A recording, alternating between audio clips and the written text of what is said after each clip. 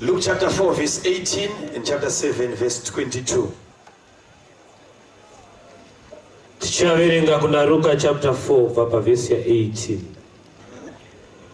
Mweya washi uri pamusoro pangu, nokuti wakandizodza kuti ndiparidzire varombo ivhangeri.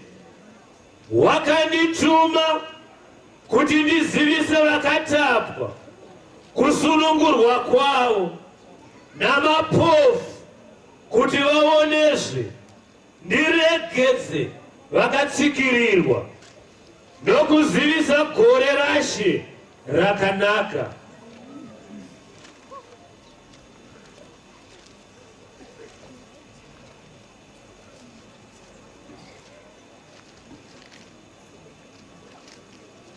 Luke chapter 7 verse 22.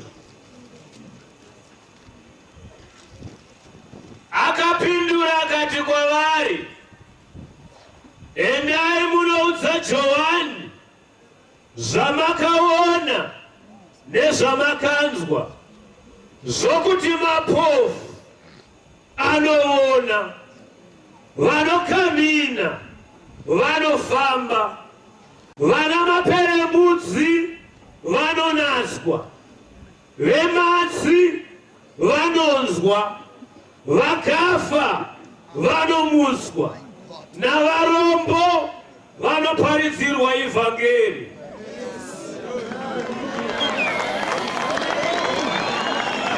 Mazvita vamuverengi, ndinoda kutenda manheru ano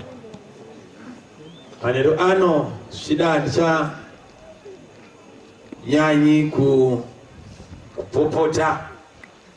Ndoda kuti ndingotaura nguva yandinenge ndatenderwa naShe kuti nditaure, zvichida ingave pfupi, asi udzamu tichapfuurira pamberi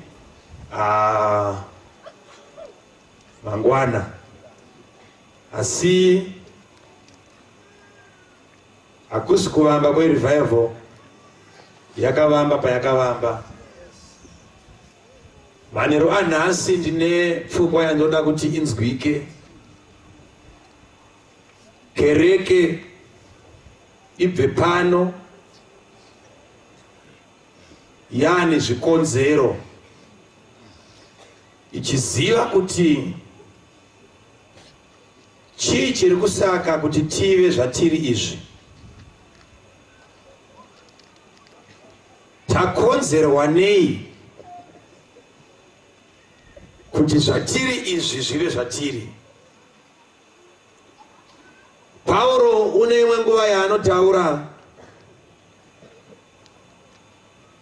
anoti isu hatizivai vasina ruzivo pamusoro pemano ewakaipa.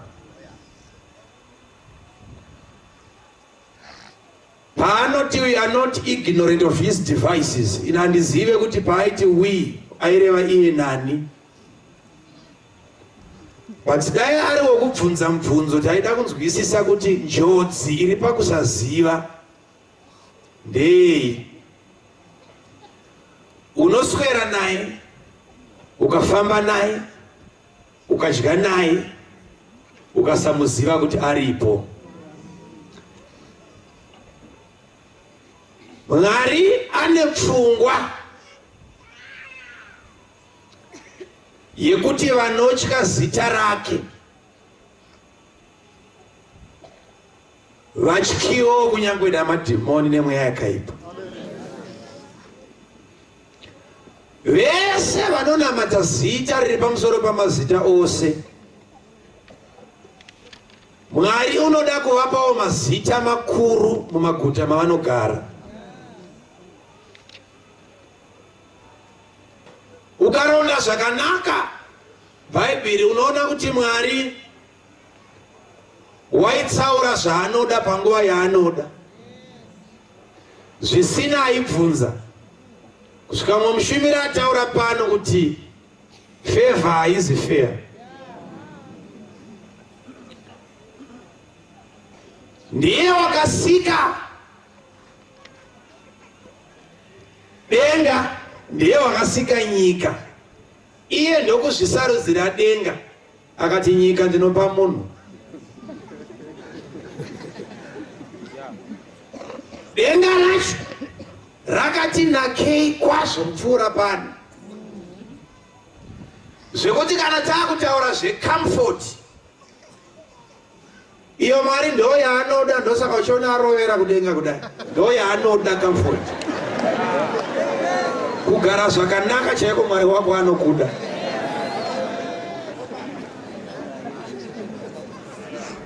Ndokusarudza denga, nyika ikapiwa munhu. Pairi kupiwa munhu apa hakuzi kuvengwa kwemunhu. Bhuku yamapisarema inoti kudenga denga kudenga denga kwa Jehovha, asi nyika wakaipa vanakomana vavanhu. Saka nyika ino usati waita basa ramaoko aSatani, zvinzwisise kuti yakasikwa chiri chipo chomunhu. Ndokubva taipiwa ine zvese zvinodikanwa Mwari akairongedzera. Hakuna chinodikanwa nomunhu panyika ino chisipo.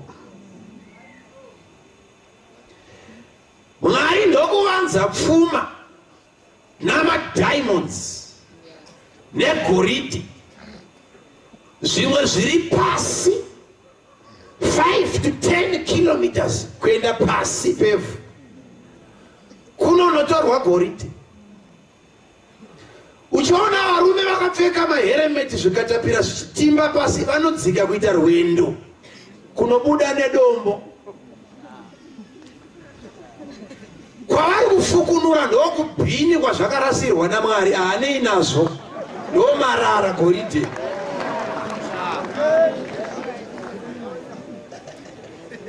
Mwari asika nyika, akasika vanhu. Asika vanhu akavasika vaine marudzi vakawanda, vakazadza pasi. Asi Mwari wakafara kuti marudzi ose asarudze rudzi rumwe chete runonzi Israeri, kuti afambe narwo achidemonstrata zvaanogona kuita navanhu. Vamwe voti kwesi takasiyirwei, ndo maitiro aanoita. Ndokubva asarudza rudzi rumwe chete akati ndinofamba newe, kuti mamwe marudzi agoziva kuti ndini Jehovha Mwari. Vakafambwa navo vakaona zvisingaonekwe, zvisina wekwedu akaona, ivo vakazviona. Mwari wasarudza rudzi rwaIsraeri, haana kuperera parudzi, akatevera futi kurudzi rwaIsraeri. Akati muri 12 tribes, handishande nemi mese, ndiri kuda rudzi rwaRevhi. Ndokubva anonhonga rumwe rudzi, mamwe marudzi akati ko isuwo mutemberi zvikanzi endai kuminda munosakura, ava ndo vanoshanda vari pedyo neni. Kurudzi rwaRevhi Mwari ndokubva atevera akati hamuzi mese munoitakura areka, ndakuda kunosarudza vanonzi vapirisiti. Haazi wese muRevhi mupirisiti. Ndokubva kwanonhongwa vapirisiti, vamwe vachida kuibatawo areka vaiinyimwa yotakurwa navakasarudzwa. Kuvapirisita kwacho Mwari ndokubva atevera, ndokubva anosarudza the high priest wainzi Aaron, waipinda kamwe chete pagore munzvimbo tsvene-tsvene, vamwe vachidawo kupinda. Mwari akati ndosarudza mumwe chete. Izvozvi hazviperere pavanhu, zvinoenda kunzvimbo. Mwari arienda kusika nyika dzese. Haana kusarudza Zimbabwe, haana kusarudza America, wakasarudza Jerusarema kupfuura dzimwe nyika dzese. Bhuku yaDeuteronomy inoti nekuti meso ake ari panyika iyi kubva pakutanga kwegore kusvika richipera. Saka hakuna nyika yakatarisiswa naMwari kupfuura Israeri. But chinosaka kuti kwaIsraeri kukoshe, vanhu vakwire ndege vachienda kwaIsraeri, kwakanyanyoitikei. Kuna nzvimbo yaikoshako kwete Israeri yese. Mwari ane portion yaakazosarudza yainzi temberi. Maakasarudza kuti ndo mandinoda kunogara, mandinowanikwa. Israeri yese ichikosha, asi unonowana temberi iriyo inosaka kuti nyika yese ikosheswe. Asi temberi yacho haizi temberi ine one room, yanga ine nzvimbo 3. Ukanopinda mutemberi macho maizoita imwe yakanotsaurwa kupfuura dzimwe, yainzi nzvimbo tsvene-tsvene. Munzvimbo tsvene-tsvene manga mine temberi yese yakatakura mudziyo, asi munzvimbo tsvene-tsvene manga mine mumwe mudziyo pakati pemimwe midziyo yainzi Ark of the Covenant. Now Ark of the Covenant ukaitarisisa wanga uri muunganidzwa wegoridhe, muacacia mukati negoridhe kunze nomukati, nematanda aibatwa acho ranga riri goridhe, nemakerubi akanga ari pamusoro akatarisana mapapiro nemesisiti ranga riri goridhe. Ende hakuna kumwe kwaiwanikwa muunganidzwa waMwari kupfuura panzvimbo yebhokisi. Ende wabva waona kuti chaipo panga pakawanda Mwari ndo panga pakawanda goridhe. Ndoda kuti uzive kunoswera Mwari.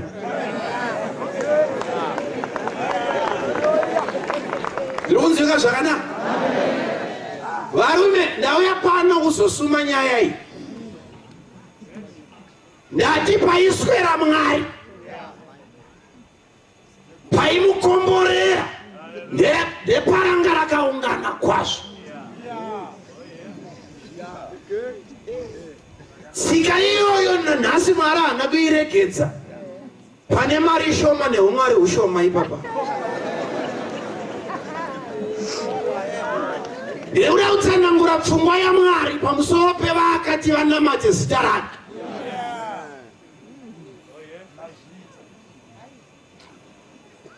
Pane dhimoni randinoda, randakakumbira kunaShe kuti ndinoda kurindururudza pamusangano uno, rinokonzera sadza kuti richirimo mundiro muriwo unopera, vanhu vachiri kuda kunakira.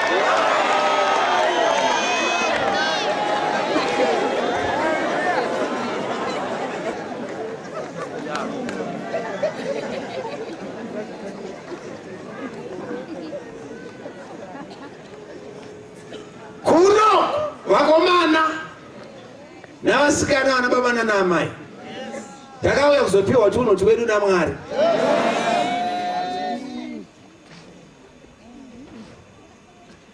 Zvichaitwa naShe mazuva ari kuteera munenge muchizviona, nditonongori pano.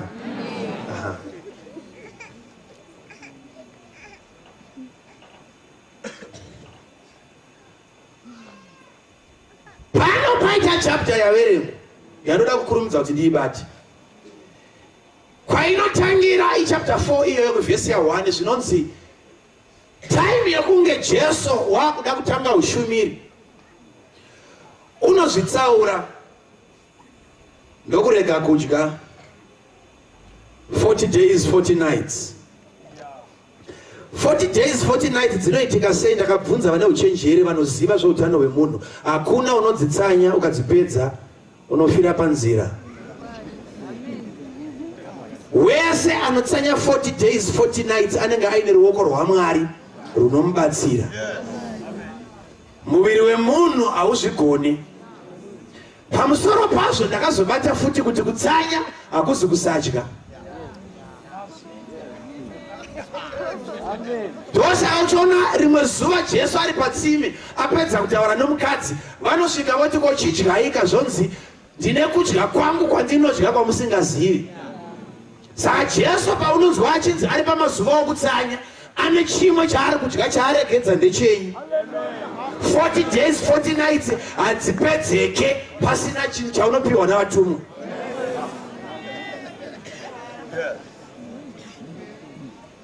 Ndiri kunzwika zvakanaka? Alright. Achipedza ndo paanotorwa zvinonzi neBhaibheri wakatungamirirwa nomweya kuenda kurenje kunoedzwa. Mweya mutsvene pamberi achitungamirirwa iye achitevera kuenda kunodini? Kunoedzwa. Mutsanya utazviona madhonza chande yekurenje monoedzwa. Kurenje ndiko kwaakatungamirirwa, kwete naSatani asina mweya mutsvene. naye ngaenda anoedzwa. Muedzo wokutanga uri kuuya patime yazvanga zvakaoma. Uri mwanakomana waMwari here? Kana uriwe mabwayo ita marofu echingwa udye. Muedzo wechingwa uri kuuya patime yenzara. Satani akachenjera.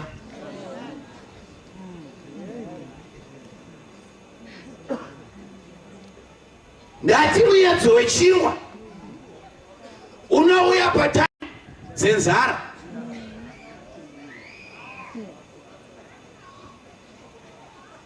Sekretari wokubasa angotanga nokuyekita kumba kwako kusati kwane problem.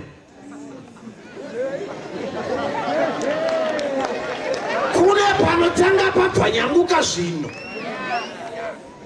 Poiswa mabwe pambera. Unofire inenzara uri Mwari. Matomboka.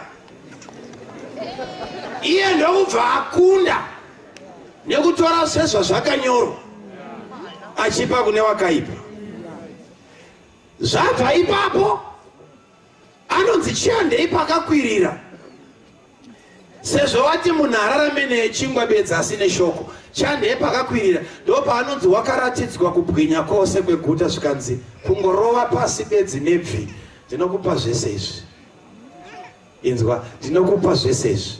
And the next statement yandaitarisira pandaikura ndichidzidziswa inini nevaidzidzisa, ndaifunga kuti apa Jesu angadai akati kuna Satani unogondipa ndezvako here. But Jesu haana kutaura saizvozvo. Iye Satani haangave benzi rinoti ndinokupa zvese izvi kana pasina portion yake pasi pezuva.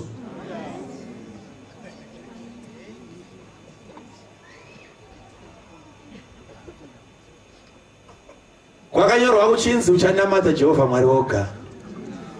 Zvapera izvozvo zvinonzi Satani ukamutora ukaenda naye pamusoro petemberi akati zvikande pasi.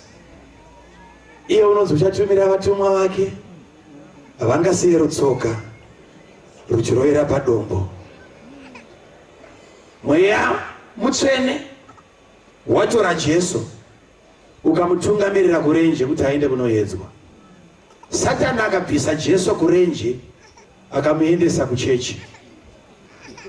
Tikatove navakaunzwa muchechi naSatani kwete namweya mutsvene. Mweya mutsvene akaendesa Jesu kurenje. Satani akanotora Jesu kurenje akamuendesa kupi? Kuchechi. Nhasi tinewe pano. Iye wacho akauya newe kuno ndowatoda kupukuta zvakasimba.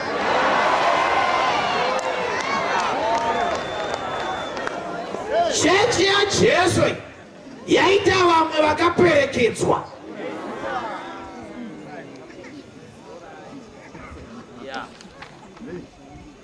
Iye ndokubva akunda kusaedza Mwari wako. Zvinonzi Satani ndokubva abva kwaari ndokubva aenda. Ukaiverenga pavhesi ya14 yachapter 4 iyoyo zvinonzi Jesu wakadzoka muGarirea. He was full of power of the Spirit.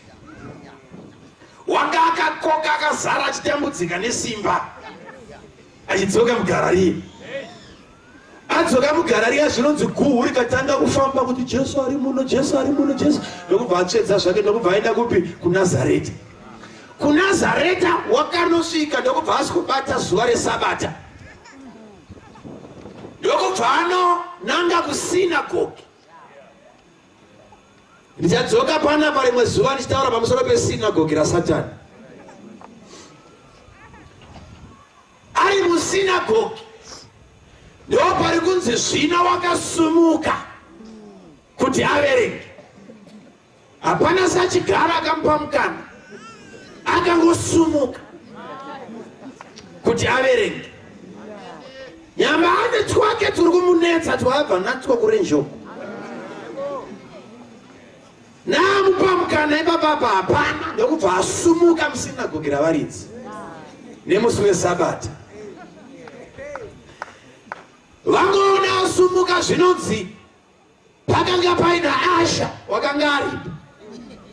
ndokubva aziva kuti kusumuka kuda kuverenga. Ndopanomhanya nebhuku raIsaya scroll, ndokubva anorisvitsa kuna iye mambo weSabata, muridzi weSabata amira muzuva rake. Ndokubva wapedhenura bhuku yaIsaya, zvinonzi ndokubva anowana panga pakanyorwa pachiti, mweya waShe uri pamusoro pangu. Varume, pane time yekuti kana wakunamata unofanira kuziva zvauri. Vhesi yakuverengwa pano naJesu haana kutuma dare rekuchechi kwake kuti endai munoudzawo vanhu kuti ndakazodzwa.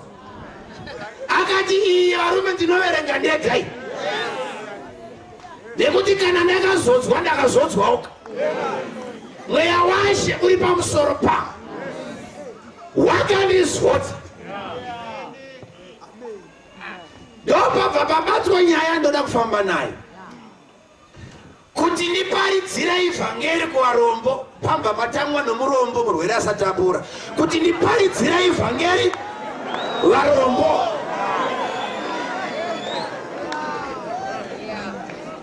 Vakamboitiswa varombo nani kuti ndiporese moyo yavakakuvara, vakakuvadzwa nani.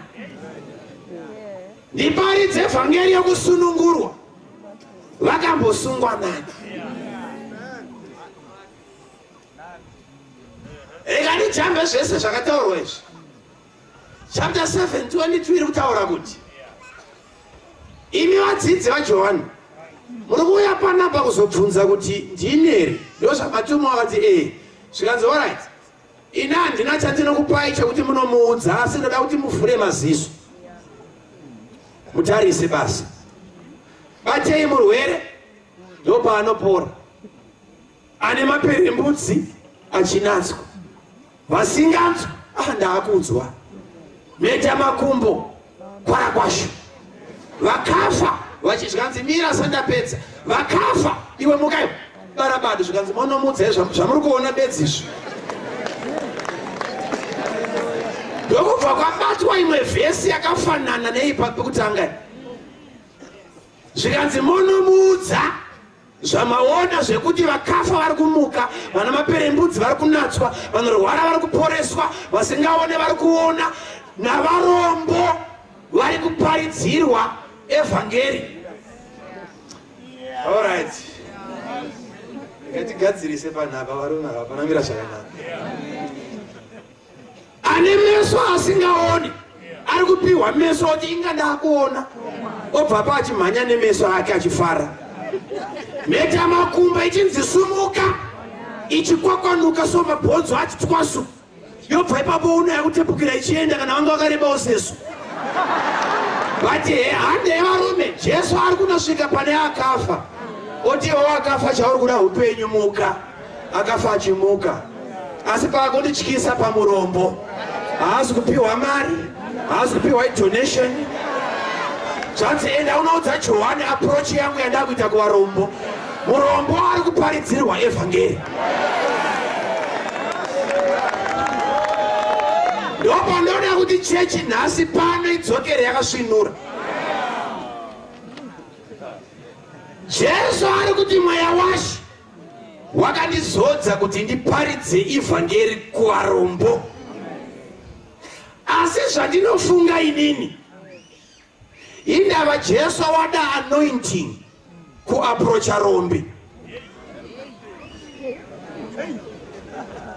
Baba, zvamari kundituma kumurombo handiende ndisina kuzodzwa.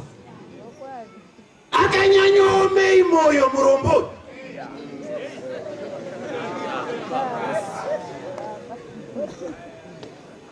Mwanakomana waMwari paakanga akugadzirwa kuti aende kuguta ravarombo, chaakadai anointing. Pati kufunga kwenyama ndaifunga kuti denga raifanira kumurongedzera mari nembatya nemasaga ehupfu.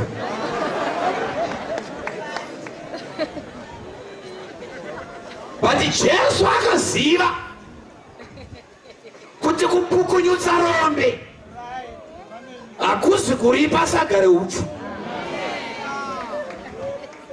nekuti chakambokonzera kurishaya saka ndo chinoda simba rinonzi anointing. But chechi yedu manje pandinoona takabirwa kunzwisisa zvekuti ndikabata ngatiti ndoya pauri ndakabata kwa 100 billion uko yakubana muri wokoka 100 billion uko nomuna mato uko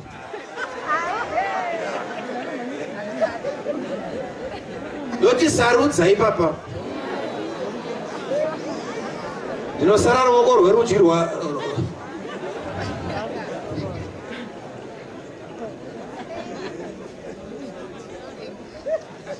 runominyuka nditi.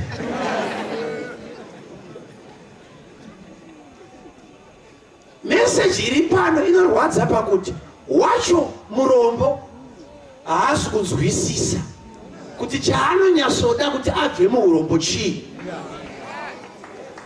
Rese rombe riri pano rinofunga kuti ndikawana mari ndanaka.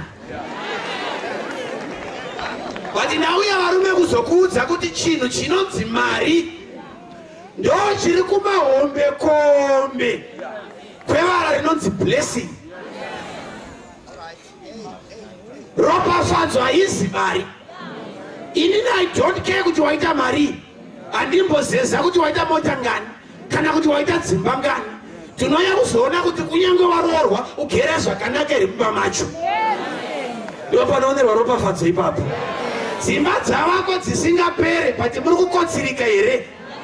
Ndo pandinotaura kuti mubhedha unogona kutengwa kwanyore nyore pati wapavate nyore nyore.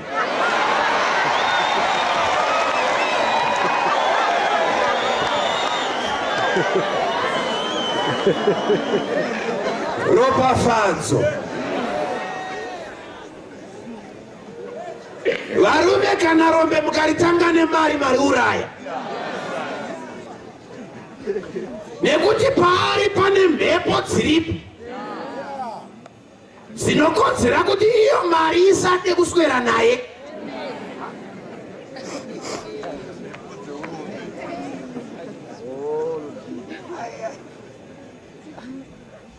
Ndiri kunzwika manerani? Ikantaura zvinobatika. Munyika muzere vari kurwara nezvinoonekwa nezvimwe zvisingaonekwi. Kune mumwe anobatwa dzigotenderera pfungwa idzi. Dzatenderera anotanga kutarisa mbatya dzake seoona kunge zvisirizvo zvaakaita. Sungunu mabhatani ndo panoraswa mbatya kunoitara kuti robviswa rokandwawo. Zvekurasa mbatya izvi anonzwa kuda kunozviita ari kutaundi pakati pavanhu.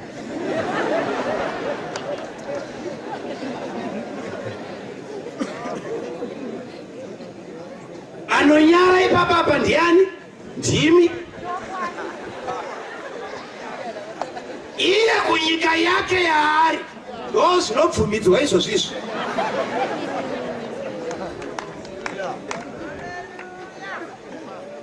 Iwo ndopo unobatwa netsitsi ugoti nokunamata kwangu ndisiye munhu akadai. Nyengetedzei naye kwaEdgars. Wonobva kubhutsu namasokisi uchikwira kunosvika nekutai. Mari kubuda yabuda. But mese muri vaviri mune chirwere chimwe chete. Papa. Nekuti chauri kuprovide ichi. Ana kumbenga asina hembe munhu uyu. Anga ainadzo dzake. But chambosakadzirazo achina kubviswa nokumutengera sutu. Ichocho manje ndo chinobviswa neanointing kwete nedonation. Vari vandoda kuenda pane mudzi pacho pakapfunya chisero dhimoni rinonzi urombo. Chauri kuda wewe chakutanga izi mari. Panoda kutanga padhigwa kuti chii chakasaka usave nayo.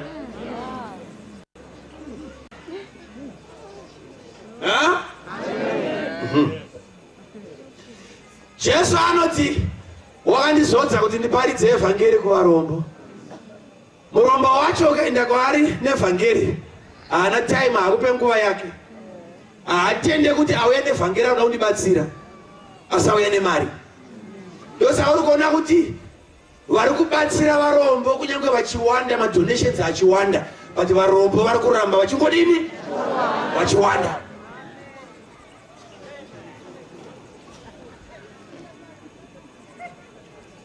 Paite madhimoni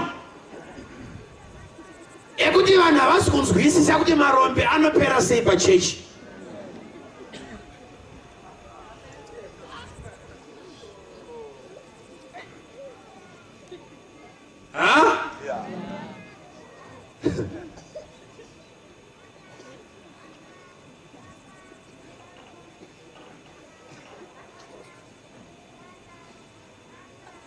Pane mweya unofamba nemunhu so pese paari anotori nemhepo dziri paari nemhiko dzakanzi ngaaregedze kuve nemari. Handitika ngaaregedze kuva nayo. Pachaonishamisa ndechekuti munhu iye ane mhepo idzi dzekunzi ngaasapiwe akasangana newe anoiwana.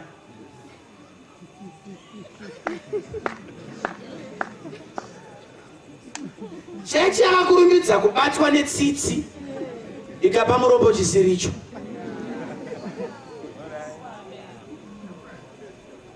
Musabvunze murombo wacho nekuti chaanoda hachizive. Haambofa akakuudza kuti ndipe ishoko, anoda mari.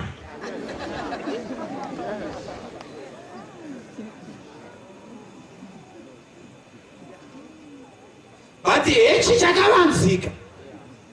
Imwe time ndakanga ndakudzidziswa namweya mutsvene pamusoro pekuparidza. Dzimwe area dzandaida kubata so ndaita ndichidzorwa. Ndoda kubata ina ndaita ndichidzorwa. Kusvika ndazopiwa scripture ndakunotsika kuti ko indava ndichitambudzika kubata pandosiya ndobata pandosi. Kusvika ndapiwa scripture Jesu yaanoti regedzai kukanda maparera enyu pamberi penguruve.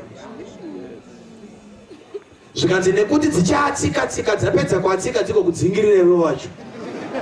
Ndokutsvaka kuti maparera chii, ndokuona kuti maparera anowanikwa muocean.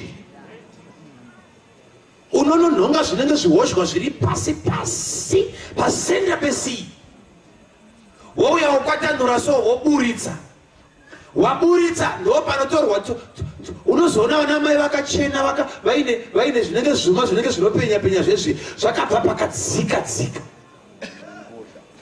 Now, wariska life yako somufundisi kuenda kunonyudza kwacho kwaurikuenda ndokune inonzi revelation. Unodzumbunura zvinhu zvakadzama zvoumwari wosvika wokanda pamberi penguruve. Iri kunzi nguruve naJesu panapa hadzisi nguruve dzemudondo. Munhu ataura zvinayanga ari Peter taita anotsvinya ndimwari akasika iwe. Ane vamwe vaanoti nguruve, vamwe vagonzi mbudzi pakati pamakwai, vamwe vagonzi vana venyoka nemusiki. Jesu ane paakati endai munoudza gavariye kuti ndiri kuparidza panapa. Ari kunzwa rwo ndimambo. Endai munoudza gavariye kuti ndiri kuparidza panapa. Hazvireva kuti uri gava. Ukanzwa vanhu vakati unodya senguruve. Havana kuti uri nguruve, vati kudya kwako nekwenguruve madini pafanana. Ndozvari kutaura. Zvimwe zvese izvi ndive, but kana papa kudya.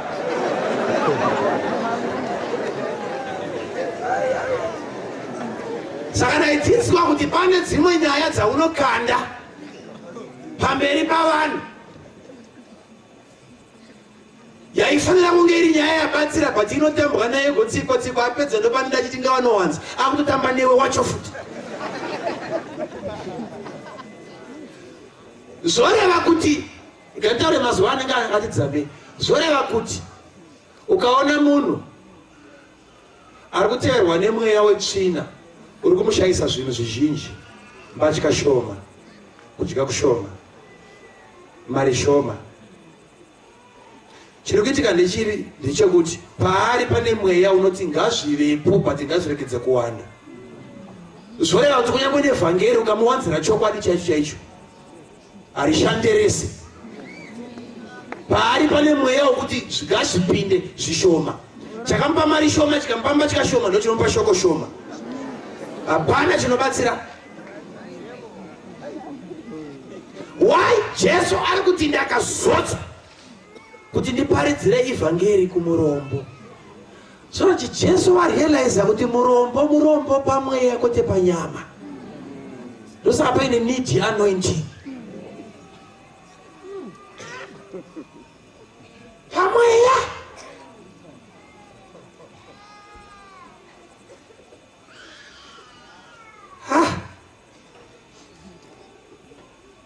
Ndasvika ndachiradza baba Tembo na adzimai vangu ndambopinda mutauni nhasi vanoenda kumaofisi kwemauti choice ndichingopaka mota vandaona ndangoburuka ndana paine mumwe murume anga arohwa nechirwere cheshuga angobva kuparenyatwa angabva kumasvingo ndobva kuparenyatwa ndobva amborara kuparenyatwa ikoko akadhimitwa ndobva azotenga mapiritsi saka munhu anosimbomutengera mapiritsi anga asipo muHarare saka ndobva atenga mapiritsi nemari yebhasi yekudzokeresa ukane mapiritsi ndobva achibuda pachipatara saka angonanga namauti choice kwekwe ndobva asvika pane maofisi ndobva akumbira akutoona kuti haachagoni kana kumira ndokumbirawo shuga zvikanzi hatina shuga ndikuona chirwere cheshuga izvi wangoti hatina shuga achingobuda ndobva akolapsa panze.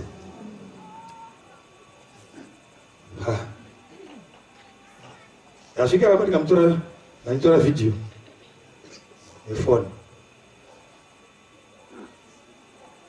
Ndasvika pane mhanzvadzi yanga iripo chida kunzwisisa kuti chichiri kuitika. Pazopai chii chiri kunetsa cheshuga.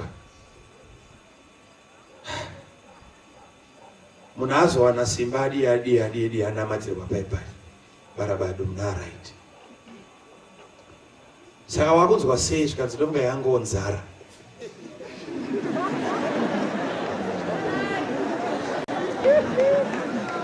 Saka ndokutengera chii zvikanzi chero chamunenge matenga asi musatenge zvine shuga. Yaambe ngachibvunza muofisi umo chititenga shuga.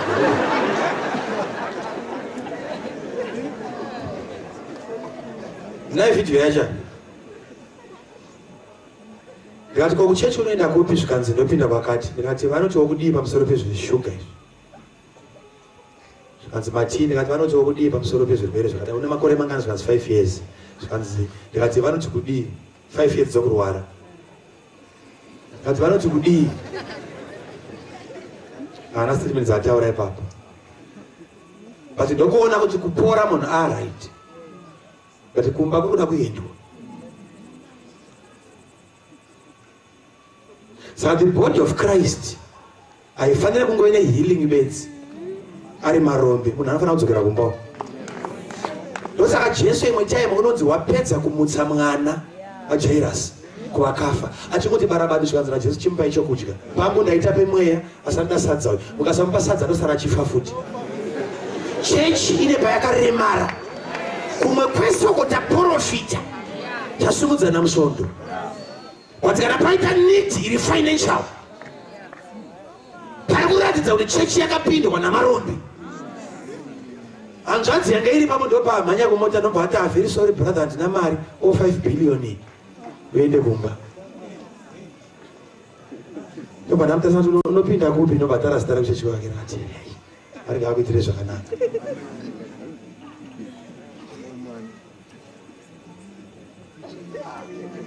Handina mari 5 billion iyo iri kupiwa anga angozvifenderawo zvake neshuga yake. But pana first day dzakaita collection ikaita inonga 11 billion collection ipana 11 billion vana tete muchiri varombo vakurumbidza kudadirana kana mara.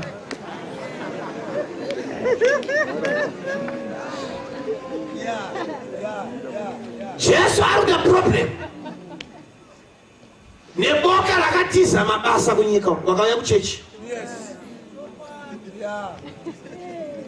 ndiudze kuti dai Jesu pachezvake akangoramba aine vadzidzi vake vana Peter vana naAndrew ivava guva izonovigwa rani dai anga asina Josefu weArimatea waiwirirana naye.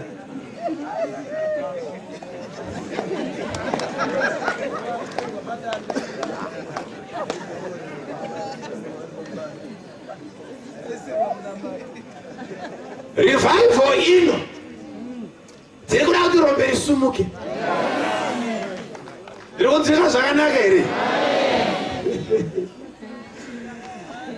Akandizodza kuti ndiparidzire ivhangeri kuvarombo.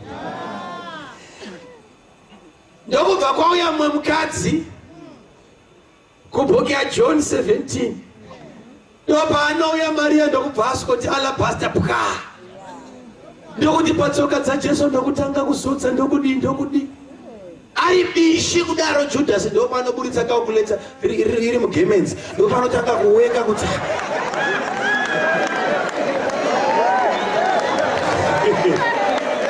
mafuta aya atambiswa mafuta kuti mafuta aende patsoka dzaJesu kunonzi navadzidzi kutambisa. Zvikanzi dai tanga taatengesa tapa kupi tapa kuvarombo. Right, ipapa rekedza kumhanya ndatione futi dhimoni riri muchechi ipapa. Uri kuona here kuti Judhasi panapa pamusoro pazvo haasi kuda kuti mafuta aende kuvarombo, ari kuti ngaatengeswe iende iri mari. Uri kuona chakavanzika panhau yamafuta kumurombo, anointing ikasvika kumurombo iri mari afa akasumuka.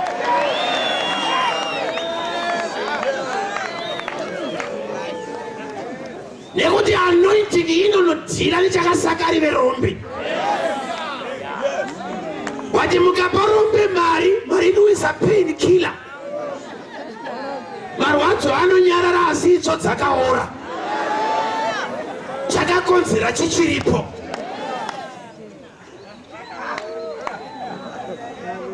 Tatora mafuta taaconvert isvike yamari kumurombo.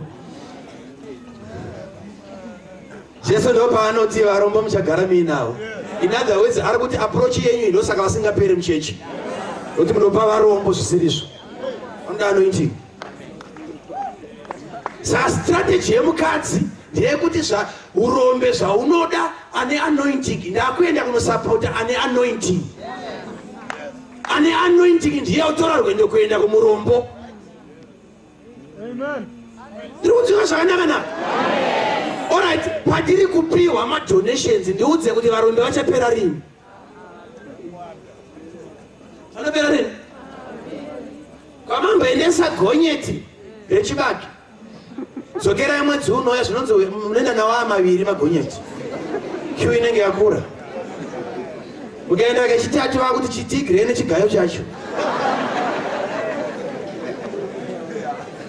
But approach yaMaria iri kutsvaga akazodzwa anonzi Kristu the anointed one. Nditika Christ is not the anointed.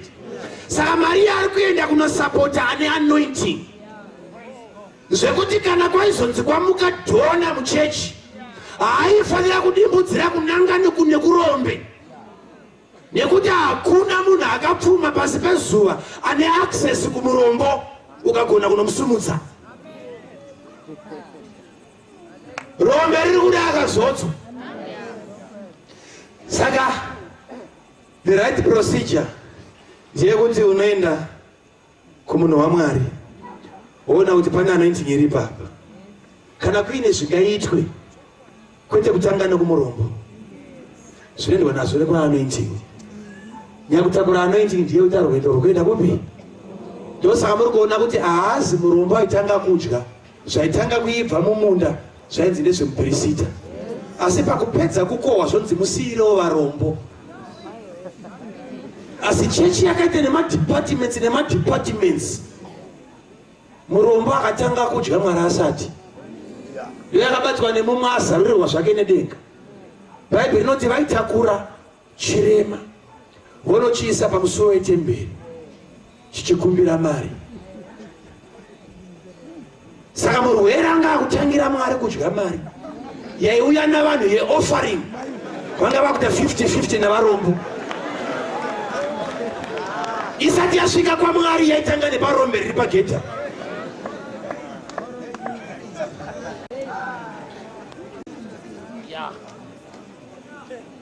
Ndatirombe ari sumuke.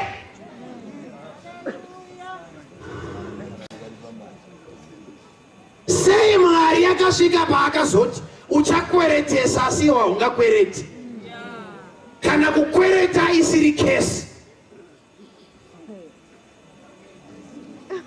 Kana wazoipiwa akuti amaita basa but wasvika kumba ise pakona yemubhedha otora cheya ogara oitarisa.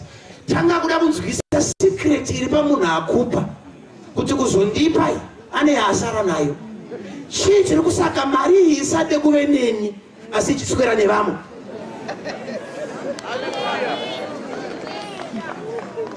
Ndopane nyaya pa kwete kukumbira bedzi kune vamwe vanototi une zvawakaronga here ndipe business proposal yako zvonzi rati ndikupa mari utiraye business iri usina kutombomukumbira angokufarirawo kana paukama rati ndikupe mari kurati anotori neimwe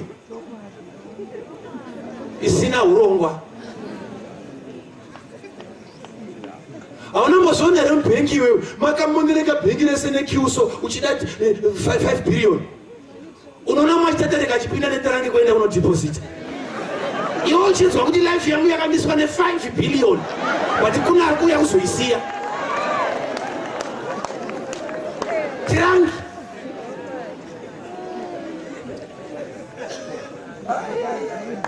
Wakamira mukiu yakutora 5 billion uchitarisa ari kusiya 300 billion. Unofanira kutanga kudhibheta musoro mako kuti chiri kuitika pamunhu uyu.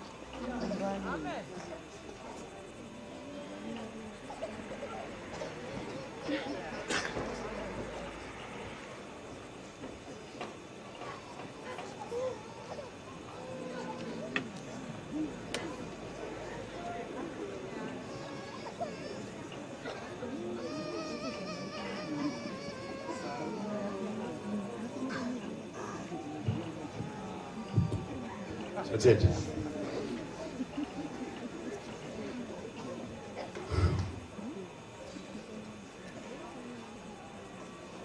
Ini ndine zvinhu zvandakaona zvandakati rimwe zuva ndichibva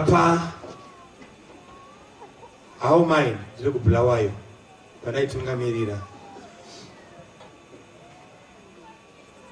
tichinyasoona kuti denga rakoka iri mvura yakuuya ndokuona mwana amai vakamirizika pabhasi stop iwe ndikatovatakure pindai bidi unozvida wakuudza nhamba kuti aiwas ukaona mumwe abuditsa musana panze akadai sokura kuti mazara unotobuda panze utanga kutotsanangura kuti azvizive kuti mazara muchakwana.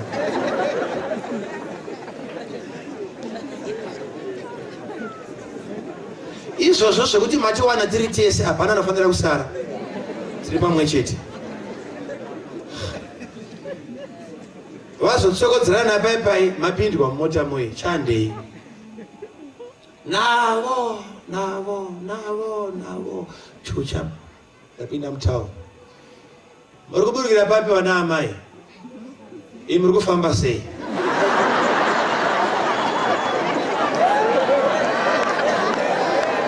Watuone munhu watinaye munyika vanodhiraivha makambozviitwa kuti kana wamiswa so anomhanyaswa kuti muri kuenda kupi kokwangu neinhako iwo ndiri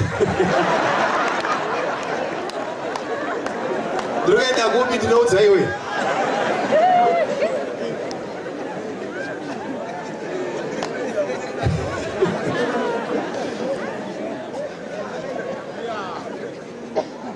Ndokubva ndanoti tsvi chaipo pavaida kuenda.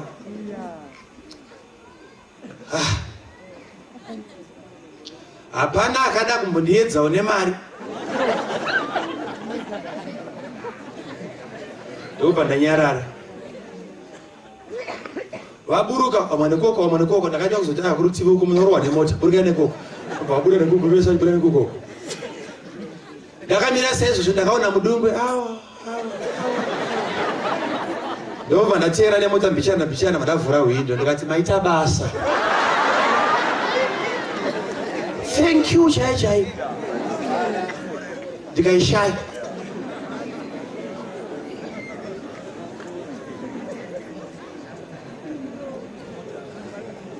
Ndiudzei kuti kusumuka kwemunhu ende kwarini.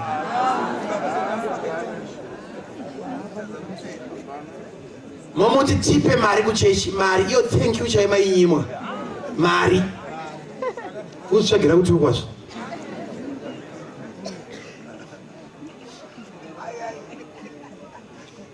Paita problem yevanhu vakafana vagadzirirwa naSatani kuti vasadaire zvemakomborero ekwaJesu. Zvese zvandiri kutsanangura izvi zvina anokotsira ndichitaura izvozviso. Zuva racho Mwari raanoti nhasi romberiye rinosumuka rinoya pano rikakotsira. Chindiudzai, chindipawo zano.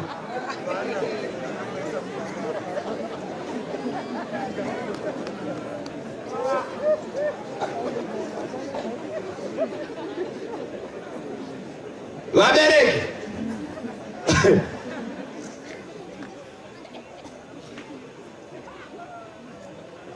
Mari haiuye nokudzidza. Kunyangwe kudzidza kwakanaka. Vese vari kuenda kuzvikoro ndokukurudzira kuti pfuurira pamberi. Usaoremo. Ndogara ndakadzokorodza mazwa aya kuti dhimoni nekusafunda zvikasangana pamunhu mumwe chete. Chero revival yenyu haishande kwaari. Bhuku chairo. Woti udofo. Woya kuzotopwa nedhimoni pamusoro. Nharo dzacho ipapa padziti.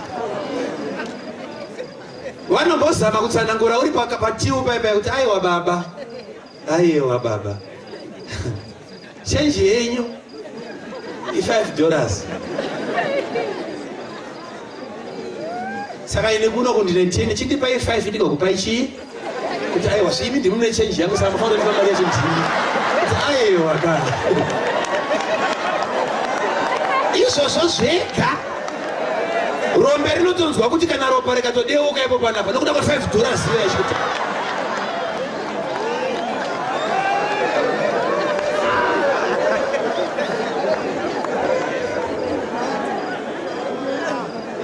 Pari kuti vavhangeri kumurombo.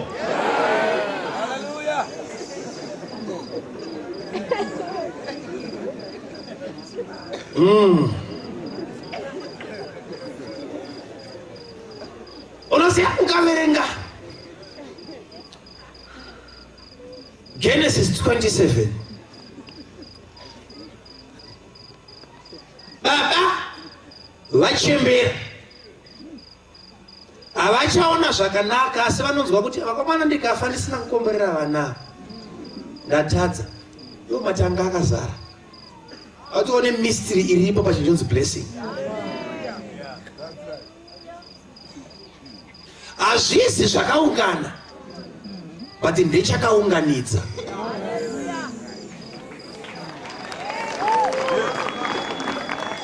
Vana ndopo vanotanga kupiringishana nokuti baba vanga vati iwe mwana mukuru cheda unobata nyama yemhuka.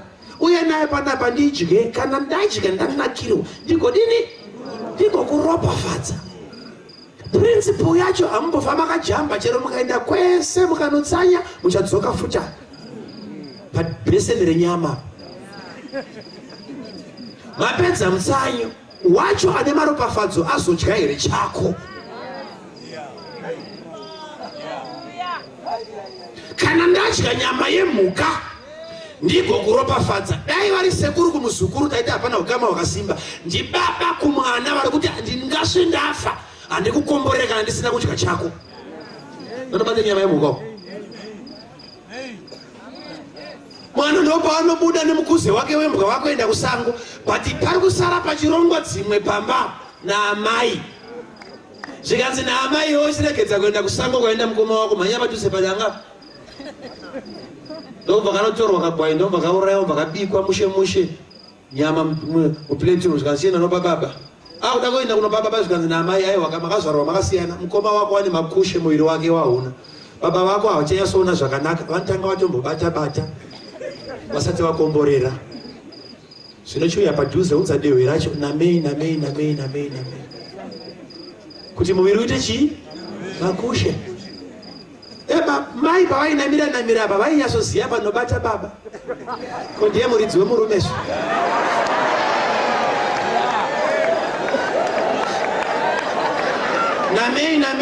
namei zvapera zvikanzitora nyama yako uende bata pane chakavanzika. Jacob achingonopinda mutende so baba vakanzwa hwema hwenyama vakati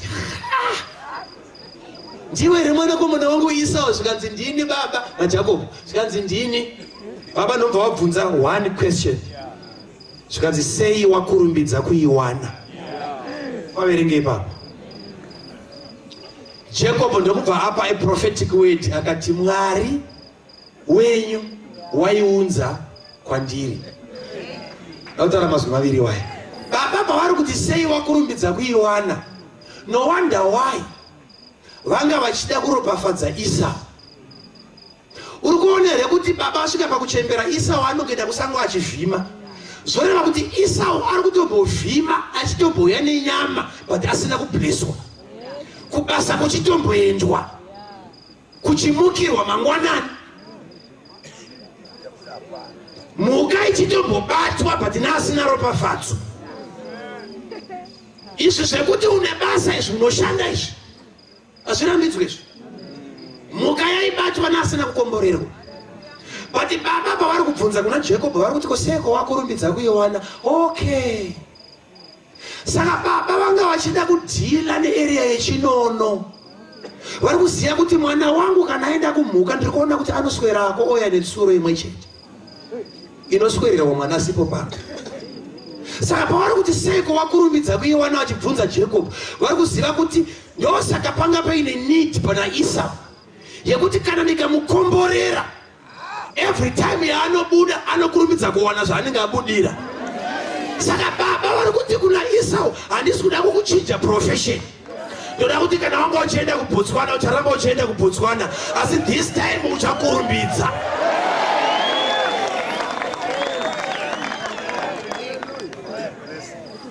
Rove munhu akaenda kuSouth Africa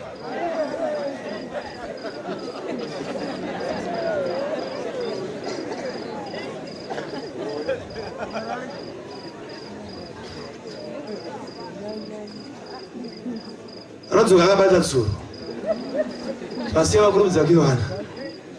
Alright, Jacob ndopa anobva ati achiprofita akanyatsoziva kuti wai baba vamaida kuropafadza Esau nokuti Jacob anobva ati Mwari wenyu waiudza kwandiri. Saka Jacob akanyatsoziva kuti blessing yanga ichida kupiwa Esau ndiye kuti mhuka ndidzo ngadzichitevera Esau kwete kuti iye aende kunotsvaga mhuka. Ndidzo zvakanaka. Saka Esau dai akaiwana ropafadzo waingopinda musango idzo dzouya kwaari. Mwari waiunza kwandiri. Urikuona musiyano wacho. Esau ari kuita dzokutsvaga dzokuvhima but Jacob haakunzwisisa kuti dai mukoma wangu akomborerwa dzaitanga kuuya kwaari. Zviri kubatika here izvi? Saka baba vari kuti alright, ndakuda chimedu chezvekubasa kwako ndidye ichocho. Usauye sango rese remhuka bata hwani yadzo ndikaidya iyoyo ndichakonzera kuti dzese dzibhiefe. Next time paunopinda musango ndichadzikonzera kuti dziuye kwauri. Why? Ari kuda ropafadzo pane chinono. Zvinhu zvako zvese uri kuzviwana wanonoka. Mari yacho iri kuuya wachembera.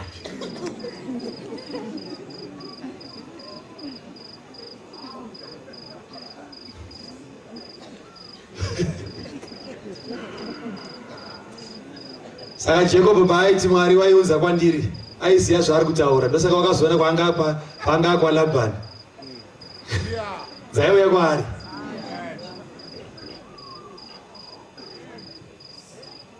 Ropafadzo izvozvo manje baba vatara nayo capacity panapa. Ndakatarisa so ndikati but baba vari kuona kuti nguva yakwana yekuropafadza nhai. Oh, ndichifunga vhesi iyo rimwe zuva ndaiperekedza mwana wangu kucreche kuseni, kakagara pasitira pasenja, kanofanira kuiswa kumashure but kanoda apa panga kakagara ipapo. Ndichifunga vhesi iyo ndikati but baba vanga vaonei pavakazoti chiregedza ndichiropafadza vana. Ndikati nai rijo, vakanditarisa zvikanzi he. Ndikati mwanangu, ndoda kukuropafadza. But chii chaungandipensa ndakuropafadza? Vakanditarisa so, vakanditarisa panze, vakanditarisa so, vakatarisa kumberi. Vakakubata mutero wemotikari, dedi ichi chii ichi? Mutero wemotikari. Ndikatoona kuti kunyangwe ndanga ndaredi.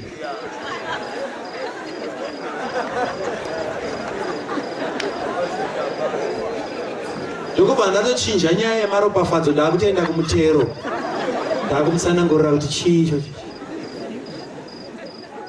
Ndoshungu dzina Mwari akakutarisa so pati upwere.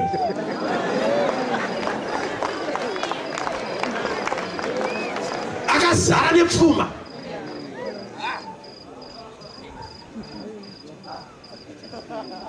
Pati aina pwere dzakalodha muchechi.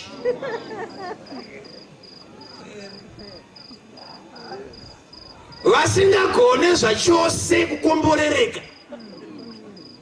Kune vanhu vari panapa vakatonaka vakadai kana kunge vane mari. Baba nyama baba panapa ibatwi. Kusiyana kwedu ipo panapa. Kutora mari muhandbag umo kana mine 20 billion motora 20 billion iyoyo. Moitapudza pabenji rese. Moto billion. Vakataisobedza. Vese vongokwana 20 billion zvavakaita izvi. Kwete kupa munhu 1 kuweti billion. Pakati pava pa 1 wacho atanga kuita sometime kuti manje zikwete kwatoenda kune matsotsi mari yangu indodirwa. Akuda kutobva pana nebillion. Izvozvo ndizvo zvinokonzera kuti Mwari haambofa akakupa mari yaunoda, anokupa yaunogona kuchengeta.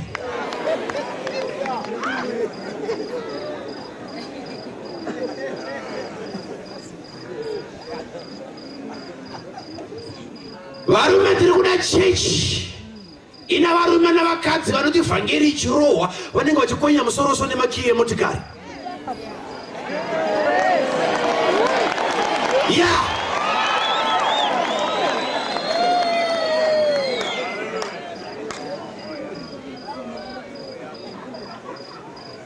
Unovengerwei naSatani iwewe?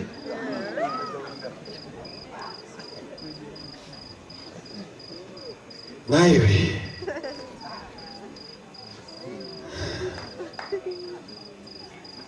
udzagere pedyo newe kuti uromba andiude. Aiwa harega itileye foundation bedzinasi zvanaka bedza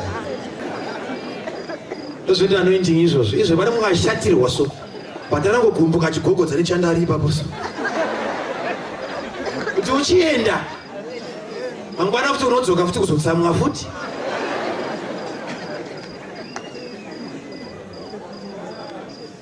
Uchaona kufamba uchida simba raMwari pana. Pane zvirikuitwa naMwari. Iyo nzvimbo ino iri kuunganwa.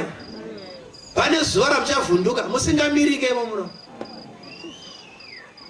Ndichitaura so rinenge dambe zvichinakidza zvichisetsa but ndiri kutaurira chinonzi nhamo ichimweya. Ndichakudedzerai dhimoni renhamo. Kwete outako yekuti chiuya kunoti kunamatsire ndoda kurikakata kwese nometa kumbo. Uchaona vanhu vachiuya panapa achiita seari kusundwa usingade unopauya panapa. Ndichakuratidza demonstration. Uone anointing zvainoita kunyangwe kusimba rehuroi. chechi muri kundinzwa here pamusangano uno ndoda kukufundisai kuti muroyi anobatwa sei.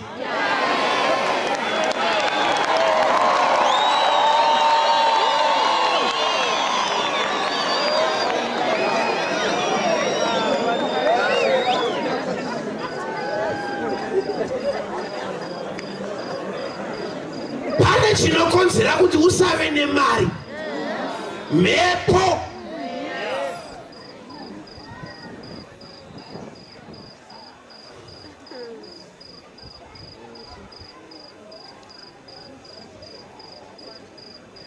Kumira pa ATM so wakusvika ndo painopera mari.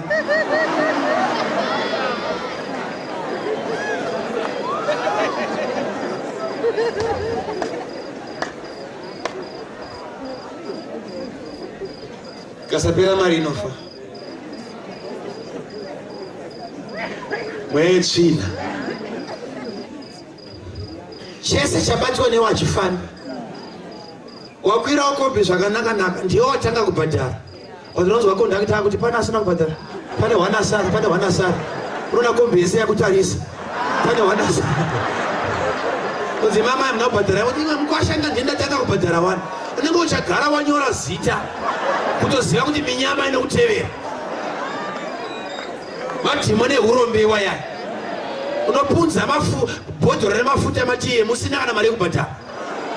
Ugoripira usingachi. Mweya yenhamo. Paunotengawo nyama yakawanda magetsi anoenda kuti uiyanike. Udye yakaoma. 3 days. Firiji inema kutange mu wardrobe kupisa.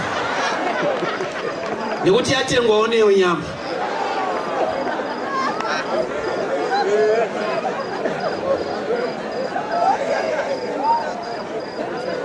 Dhimoni renhamo so ukaona kuti dzvi. Number 1 charinoziva kuti une makore akawanda kurarama. Ndosaka uchiona munhu achidzokera mutauno so ari pakati petara, hakuna mota inomutsika, kunotsikwa mupenyu mutano ane mari.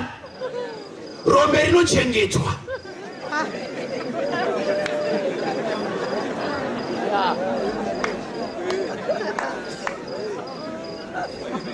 Unongonzwa kuti panopondwa vanhu. Iwe chinguri wakapfuura nepo.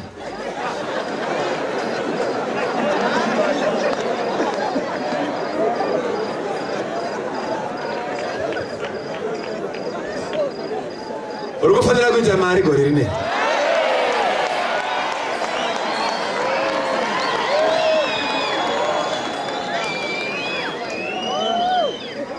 Dhimoni iroro rinotoonekwa. Mwari unotipa meso. Ipo panapa ndakakudedzera 3, 4, 5. Ndokudedzera ndavamisa panapa. Ndokuratidza kuti ndinotaura kuti kudii. Pane mweya unotevera vanhu unosaka kuti vasaye nezvinhu muupenyu hwavo. Mhepo idzodzo idzo mufundisi munodziona sei? Kwete inini bedzi navakakukomberedza vanozviona.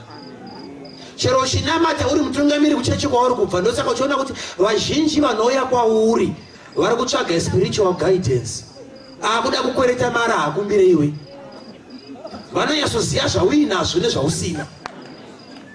Wakanakira kumweya but kunyama uri rombe.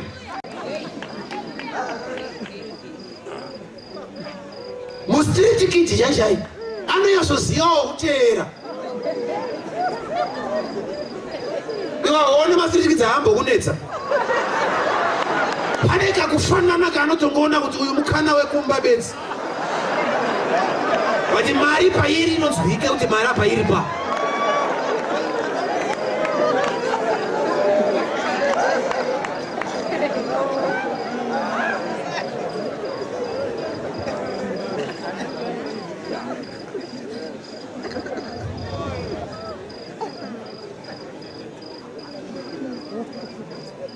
Devons ligar in the church.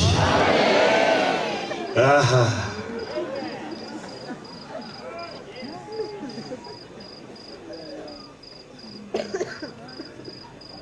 Pane anointing.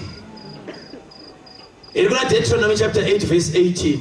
It is I, the Lord, who gives you power to get wealth and anointing to acquire wealth. Kuzodza kokuti mari inofara kuswera newe. Yeah, ndosaka uchiona kuti kwairi ndokwa inokuramba ichienda. Pane simba rakuwana pfuma pamunhu iyeye.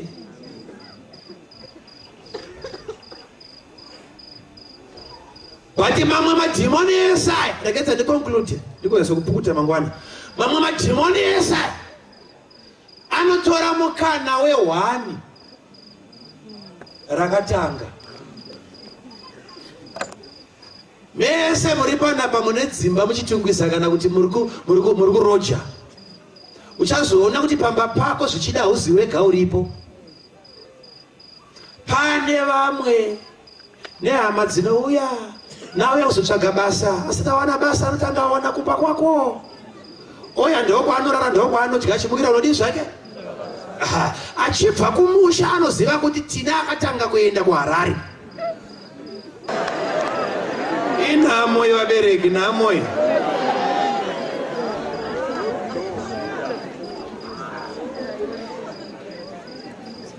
Toda kuti chechi ikomborera. Mwanasikana hapana chinokurambidza kuroorwa wane yako motokari.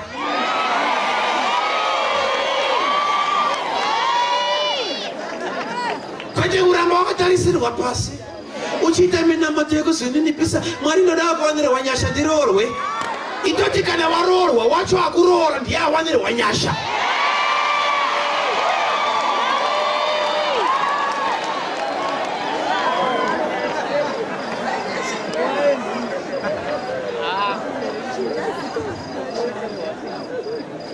Urukuda murume ane zvese, motikari, dzimba, chii.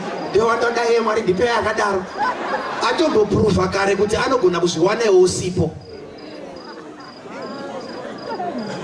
Ndiyo unoda iye. Atomboratidza kuti anogona kuzviwanawo usipo. Uropafadza mwanangu, mwana akuda kuuraiwa nemukoma wake. Zvinonzi chienda kwaLabhani mwanangu ugonoroora ikoko. Mwana ari kunzi enda unoroora ikoko, ari kuenda akatakura tsvimbo pedza haana kungotakura mombe. But ari kunzi unoroora ikoko. Saka baba vaiziva kuti chandaisa mumwana chinomupa mukadzi. Chinonzi ropafadzo. Ikako kacho kanokonzera ndokanonzi komborero. Safu wakaita mistake kuve nepfuma panza apa nemudanga mukati unomusina. Matsotsi anouya akakiriya imba yese nemakapeti kusara nhunzi bedzi. Unofa uri rombe. But mbavha dzigaba hadzigone kutora chakakonzera. Gore parinopera imwe inenge yapakwa futi panze.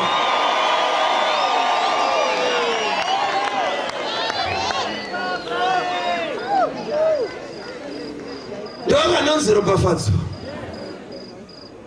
Ikakako kanogamuchirwa through the preaching of the gospel. Vamwe venyu munoti what vhangeri prosperity haijanye zvikazodi what. But Jesu paanoti kuti ndiparidzire vhangeri kuvarombo anoti so that I may preach the gospel. Gospel zvinongora kuti good news. Good news kumurombo imari. Nekuti ave neutano, ave nepeace mubama akaroorwa, ndo good news man. Na kana muchechi musisina prosperity gospel, muri kuparidza chii chimwe. Iko kuenda kudenga kwacho that's prosperity.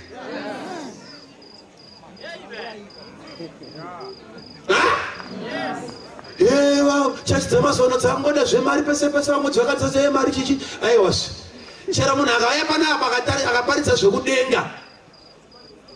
Ariparidza prosperity nekuti kudenga kwacho haazi Mwari, kudenga inzvimbo. Aparidza denga naaparidza borodhero, vese vaparidza nzvimbo, hapana kuda Mwari. Inzvimbo idzi. Makanyepera kunge munoda Mwari maida denga rake. Kana wamboda denga rake mbva wada nestand yakakupa pana.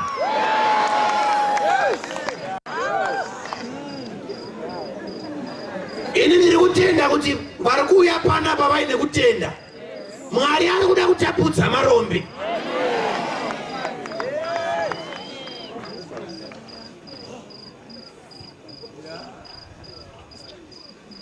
Yeah. Vangeri kumurongo. Taisha anotiparidzira takataka kiparidzira natega nadzimai vangu. Tichinyurura so muriwo so mumvura. Tichidya. Tiri ipapo taitaura zve off layer.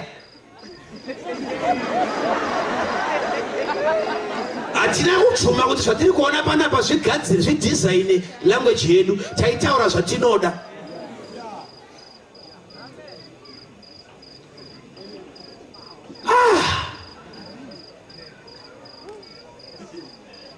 Usambofa wakanyepero.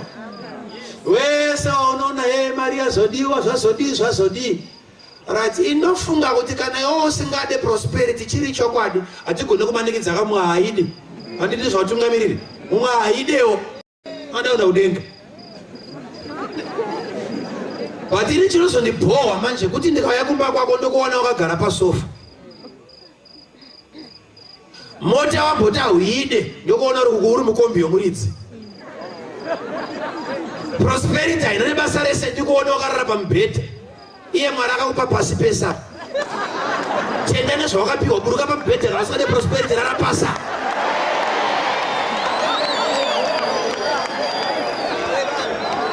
Wese ari pano ari kudawo kubudirira. Udzagere pedyo newe kuti vari kuparidza zvavanoziva vakura.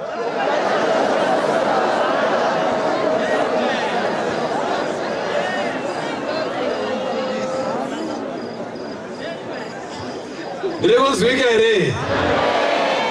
Ticharova vhangeri pano kuti chitunha chimuke ichi. But chamuka chinofanira kuwana poto yakagadzikwa yechikafu. Kumba hakusi kunakidza ndosaka Shona munhu achizokodzera pachechi. Why? Nekuti kumba kune madzikirira. Chechi mune presence yaMwari atowana mukana wekukodzera izvozvo. Padoda kuparidza kuti umwari hwacho ngauende newe kumba kwako. Uri mwana womambo iwe. Yeah.